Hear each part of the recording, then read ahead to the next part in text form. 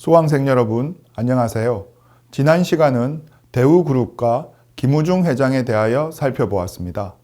이번 시간은 김우중의 기업가 정신에 대하여 살펴보도록 하겠습니다. 김우중 회장 하면 가장 많이 떠오르는 것이 바로 세계 경영인입니다. 그 앞에는 바로 셀러리맨의 신화가 있습니다. 즉, 다른 그룹의 창업주들은 대부분 본인이 조금 일을 하다가 바로 창업을 하거나 부모님이 하시던 일을 받아서 사업을 했지만 김우중 회장은 대학에서 장학금을 주던 회사에서 일하며 경험을 쌓고 나와서 30살에 창업을 한 사람입니다. 그가 당시에 창업했던 1960년대 후반만 해도 한국 기업 대부분은 내수 위주의 국내 산업에 집중하고 있었습니다. 이때 김우중 회장은 혁신적으로 글로벌 경영인으로서의 면모를 보여줍니다. 물론 그가 글로벌 도전을 한 계기를 살펴보면 다른 대기업들이 식민지기 이후에 정부로부터 일본의 재산을 불화받은 자산으로 성장했던 것과 달리 그는 아무것도 없는 평범한 셀러리맨이었다는 것도 있습니다. 그래서 그는 처음 시작할 때 사업 자금 500만 원으로 시작했습니다. 그래서 대우그룹은 10년 만에 바로 해외 진출을 진행하게 됩니다. 1967년에 처음 만들어졌을 때도 원단을 수출했기 때문에 해외 시장에 대한 관심이 많았지만 1976년 에콰도르, 1977년 수단, 1978년 리비아 등 다른 기업이 진출하지 않았던 아프리카와 남미 시장에 진출해 해외 사업의 틀을 닦았습니다. 김우중 회장은 1989년에 쓴 저서 세계는 넓고 할 일은 많다에서 강조한 대로 1993년 세계 경영을 선포하며 글로벌 시장으로 확장했습니다. 이후 김우중 회장의 자극을 받은 많은 그룹사들도 해외 진출에 집중하게 되었습니다. 사진은 1993년 베트남 오리온 하넬 공장 착공식의 모습으로 제일 오른쪽이 김우중 회장입니다.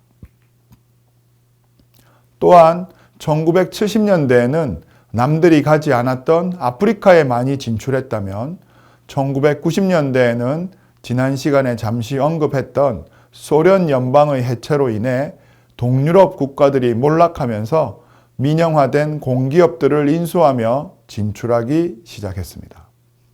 폴란드, 헝가리, 루마니아, 우즈베키스탄 등의 자동차 공장의 기존 공장들을 인수하거나 새롭게 설립하면서 선진국 기업들과 경쟁하지 않으면서 안정적인 시장과 함께 공장들을 인수하며 빠른 성장을 하기 시작했습니다. 1998년 말에는 전 세계 396개의 현지 법인을 포함해서 해외 네트워크가 모두 589개, 해외 고용 인력도 약 25만 2천 명 정도에 달했습니다. 당시 김 회장은 글로벌 경영을 목표로 전세기를 타고 전 세계를 돌아다녔습니다. 그래서 연간 해외 체류 기간이 280일을 넘기는 것으로 유명했습니다. 그래서 항상 잠이 부족하고 비행기 안에서 일을 많이 했습니다. 그가 남긴 대표적인 한마디, 세상은 넓고 할 일은 많다. 이 말은 국내 시장에서 눈을 돌려 해외 시장을 살펴보라는 그의 철학입니다. 사진은 대우 어라운드 더 월드라는 지도의 모습으로 세계 경영을 실현하고 있는 대우그룹의 해외 법인과 지사들을 표시하고 있습니다. 전 세계에 없는 곳이 없어 보이는 회사의 경제 영토를 보여줍니다. 여러분, 알다시피 우리 역사를 보면 한 번도 해외로 진출해 본 적이 없습니다. 따라서 우리가 밖으로 나가서 경제 활동을 성공적으로 해냈다는 것은 역사적으로도 큰 변화입니다. 밖에 나가 경쟁에서 이기고 여기서 자신을 갖게 되었다는 사실이 중요합니다. 예를 들어 옛날에는 막연한 두려움에서 서양 사람들이 좀 더 나은 것 같이 느꼈는데 막상 해보니까 서양 사람들과 별반 다른 게 없다 이겁니다. 이렇게 되기까지는 물론 많은 노력이 숨어 있지만 아무튼 우리가 엄청난 변화를 만들어낸 것만큼은 부정할 수 없는 사실입니다. 우리가 이런 모범을 보이게 되니까 모든 사람들이 해보려고 나서기 시작했고 자신을 갖게 되고 또 나가서 성공하기 시작한 것입니다.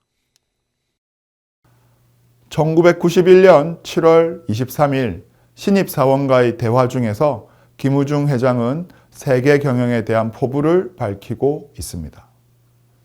김우중 회장은 기본적으로 세계 경영의 근본이 되는 도전 정신이 매우 뛰어났습니다. 리비아의 사막 건설 현장에서 직원들에게 전한 말이 있습니다. 나는 정글이나 사막에서 일하기를 좋아한다. 이런 곳에서 높은 이익을 낼 수 있기 때문이다. 즉 그는 기존의 글로벌 기업들과 다국적 기업들이나 선진국의 기업들과의 경쟁에서는 높은 이익을 내기도 어려울 뿐만 아니라 생존도 어렵다고 생각한 것입니다. 그래서 남들이 가지 않는 곳을 갔습니다.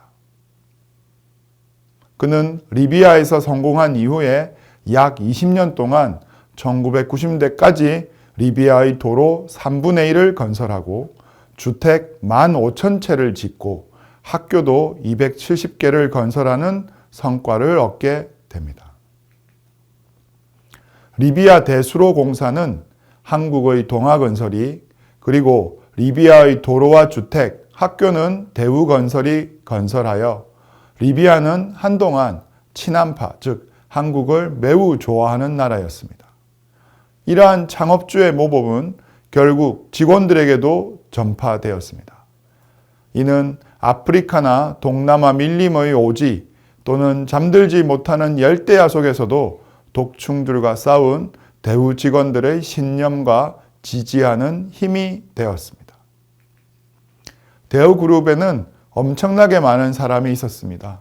실제로 1999년에 대우그룹이 부도 처리되고 대우그룹이 다른 기업들에 인수됐다고 했습니다.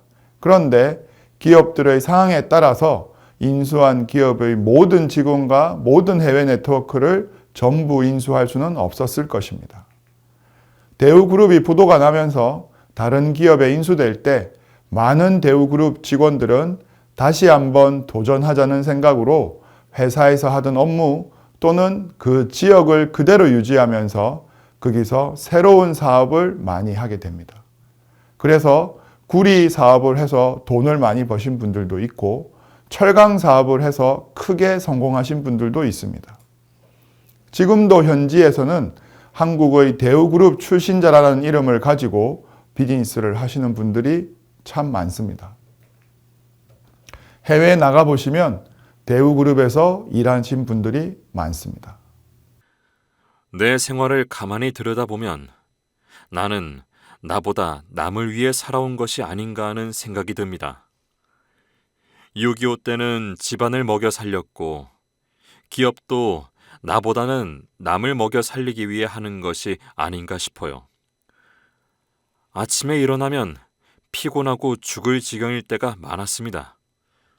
그러나 무슨 강박관념, 의무감 같은 것 때문에 눈에 안약을 넣으면서 일어나 출근합니다.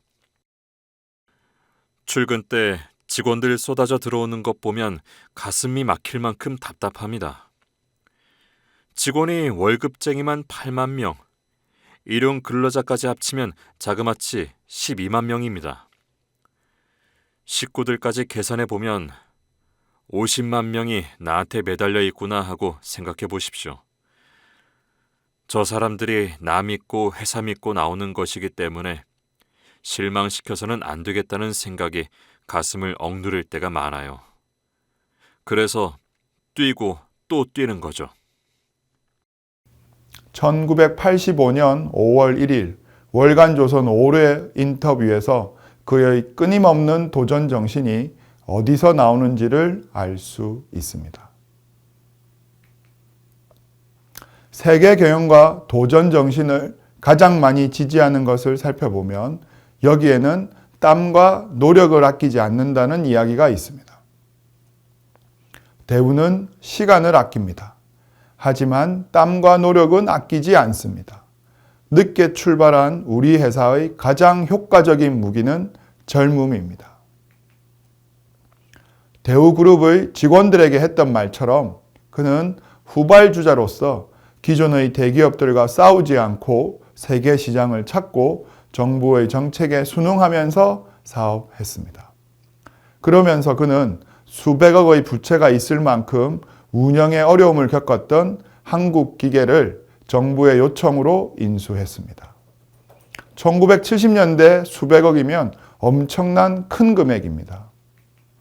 그때 언론에서는 대우라는 어린아이가 한국기계라는 어른을 얻고 뛰는 격이라 얼마 못 가서 넘어지거나 아예 업지도 못할 것이라고 이야기를 했습니다. 그러나 앞서 말했던 땀과 노력, 젊음을 무기로 1년 만에 흑자로 바꿔놓은 겁니다. 이러한 성과에는 김우중 회장의 지독한 일 사랑이 큰 역할을 했습니다. 일하는 것이 나의 취미다. 김우중 회장은 일반적인 그룹 회장이 가지고 있는 취미 생활이라는 것 자체가 없습니다. 그는 일하면서 새로운 생각을 하게 되고 새로운 생각을 하면서 기존 사업에 대한 아이디어를 얻게 됩니다. 그래서 새로운 일을 추진하면서 아이디어도 얻게 되는 선순환 고리가 이루어지는 것입니다. 일하면서 문제도 해결하고 스트레스도 풀고 하는 것은 사실 일반인으로는 상상할 수 없는 것입니다. 심지어 김우중 회장은 1년에 280일 정도를 해외에서 돌아다녔다고 합니다. 그래서 김우중 회장의 수행비서는 2년 정도에 한 번씩 바뀌었다고 합니다. 왜냐하면 2년 정도 수행비서로 일하면 일단 이 젊은 비서들은 김우중 회장의 에너지를 감당할 수 없을 뿐만 아니라 2년 정도 지내고 나면 김우중 회장이 하는 모든 행동을 잘 흡수해서 제2의 김우중처럼 행동할 수 있는, 즉 2년 동안 트레이닝을 받아 임원급의 사람이 되었기 때문입니다. 김우중 회장이 약 30년 정도 일하셨다고 했으니 아마 15명에서 20명 정도의 비서들이 있었을 텐데 그분들이 모두 대우그룹의 계열사 임원들이 되었다는 것입니다. 이처럼 김우중 회장은 언제나 일에 대한 노력을 아끼지 않았습니다. 우리가 어떻게 여기까지 왔습니까? 우리 세대는 정말로 열심히 일했습니다. 새벽부터 밤까지 열심히 했습니다. 무엇이 있었습니까? 선생이 있었습니까? 돈이 있었습니까? 기술이 있었습니까? 그 속에서도 살아남아서 여기까지 왔는데 지금은 다 있어요. 지금은 없는 게 아무것도 없다 이거예요. 여기서 우리가 주저앉는다는 것은 말이 되지 않습니다. 정신만 차리면 얼마든지 극복할 수 있습니다. 1998년 4월 21일 재외공관장 회의 경제연찬에 IMF 금융위기와 해외 공관장의 역할이라는 강연 내용에서 그의 노력에 대한 의지와 열정을 확인할 수 있습니다. 이번 시간은 김우중의 기업가 정신에 대하여 살펴보았습니다. 다음 시간은 김우중의 기업가 정신 발현 사례에 대하여 살펴보도록 하겠습니다.